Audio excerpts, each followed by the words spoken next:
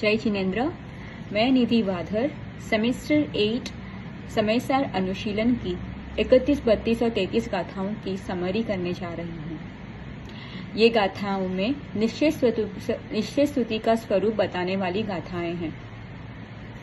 जो इंद्रियों को जीतकर आत्मा को अन्य द्रव्यों से अधिक जानते हैं, भिन्न जानते हैं, वे जितेंद्रिय कहलाते हैं। यह प्रथम निश्चय स्तुति है, जिसमें गेय गायक शंकर दोष का परिहार पूर्वक होती है। गेय माने जानने में आने वाला पदार्थ और गायक माने जानने देखने वाला स्वभाव वाला भगवान आत्मा। अनादिकाल से अज्ञानी जीव देह और आत्मा को अभेद रूप मानता आया है, एक ही मानता है, उसमें एकत्व करता है। लेकिन भगवान आत्मा उससे अलग है और जानने में आने वाले पर पदार्थ अलग हैं। इनको वह अभिन्न मानता है, इसलिए यहाँ पर गेय गायक संकर दोष कहलाता है। यह हमारी अनादि से भूल रही है और हमें इस अनादि से करते आए भूल को सुधारना है।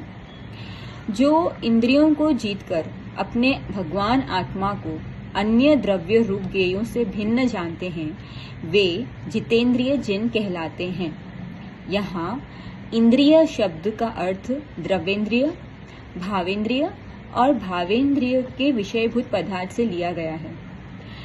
द्रव्येंद्रिय किसे कहते हैं? यहाँ शरीर परिणाम को प्राप्त मात्र दिखाई देने वाले आँख, कान आदि नहीं, बल्कि स्पर्शन, रसना, घ्राण, चक्षु और कर्ण, ये 5 भी हैं। ये शरीर के अंग होने से शरीर परिणाम को प्राप्त कहलाते हैं। ये तो स्वयं जड़ रूप हैं, जानने देखने में असमर्थ हैं, तो ये भले गायक कैसे हो सकते हैं? जानना देखना तो मेरा स्वरूप है, भगवान आत्मा का स्वरूप है।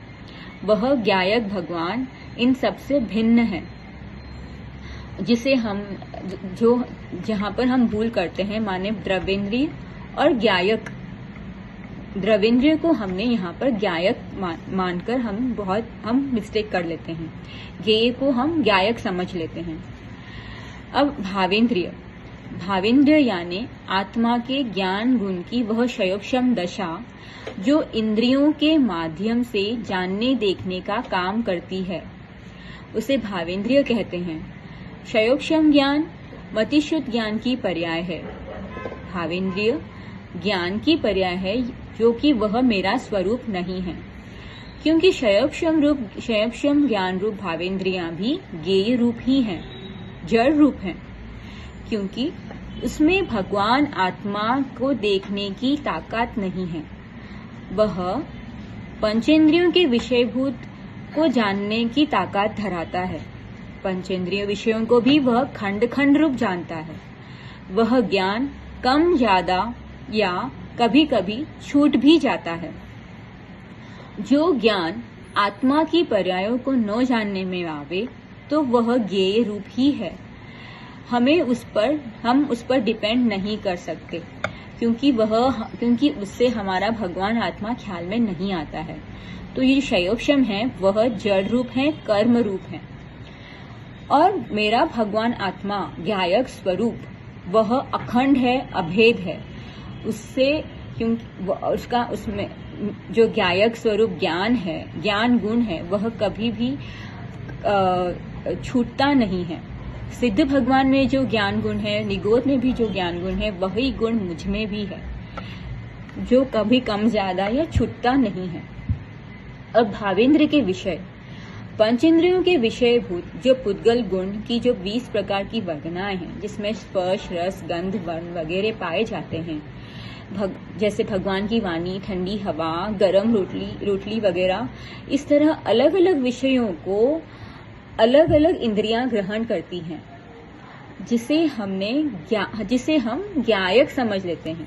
इंद्रियों को हम गायक समझ लेते हैं, क्योंकि हमें ऐसा लगता है कि हमको उससे ज्ञान हो रहा है, लेकिन एक्चुअली में वे गेय ही हैं, वे जड़ रूप हैं, क्योंकि उसमें ज्ञान गुण है ही नहीं। तो इससे भिन्न जो भगवान आत्मा है, वह अखंड है, अभेद रूप है। तो हमें इन्हें कैसे जीत सकते हैं?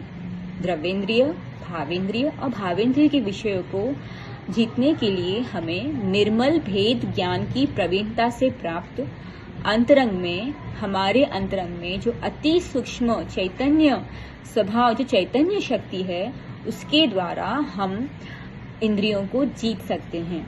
इस प्रकार ज्ञेय ज्ञायक संकर दोष का यहाँ पर त्याग किया जा सकता है। अब यहाँ आचार्य देव निश्चय और व्यवहार की चर्चा करते हैं, की बात को स्पष्ट करते हुए कहते हैं कि जब हम शरीर से स्तुति करते हैं तो वह व्यवहार स्तुति कहलाएगी, जब हम गुणों से स्तुति करेंगे तो वह निश्चय स्तुति कहलाती है, वहीं जब हम गुणभेद से स्तुति करते हैं तो व्यवहार स्तुति कहलाएगी, और जब अखंड अभेद से स्तुति करते हैं तो वह निश्चय स्तुति कहलाती है। अभेद में भी जब हम परमात्मा की, मंदिर में भगवान की स्तुति करते हैं तो वह व्यवहार स्तुति कहलाएगी, क्योंकि परमात्मा भी पराश्रित है। अभेद से जब हम स्वयं त्रिकाली भगवान आत्मा की, मेरे त्रिकाली भगवान आत्मा की जब मैं स्तुति करूंगी तब वह निश्चय स्तुति कहलाएगी। इस प्रकार निश्चय और व्यवहार की स्तुति का अच्छा स्पष्टीकरण करा है। अब 32 और 33 गाथा में भी जो निश्चय स्तुति का प्रारूपण करती है जो गाथाएं, तो 32 नंबर की गाथा वह मध्यम स्तुति कहलाती है, जिसमें भाव्य और भावक संकर दोष का परिहार पूर्वक होती है। उसे जितमोह कहते हैं।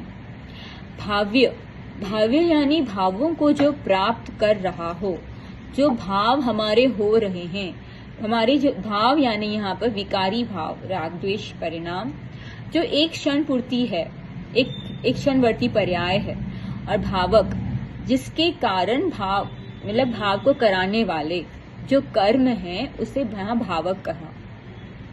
यह गाथा उपशम श्रेणी की गाथा है।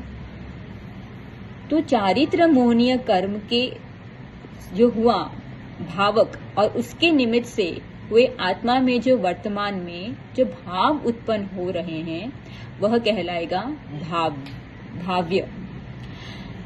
तो मोह कर्म के उदय के निमित्त से जो विकारी भाव्य हमारे उत्पन्न होते हैं उसे हम अपने आत्मा के स्वभाव के आश्रय से उसे हम दबा सकते हैं, यानी कि उपशम भाव प्रकट कर सकते हैं।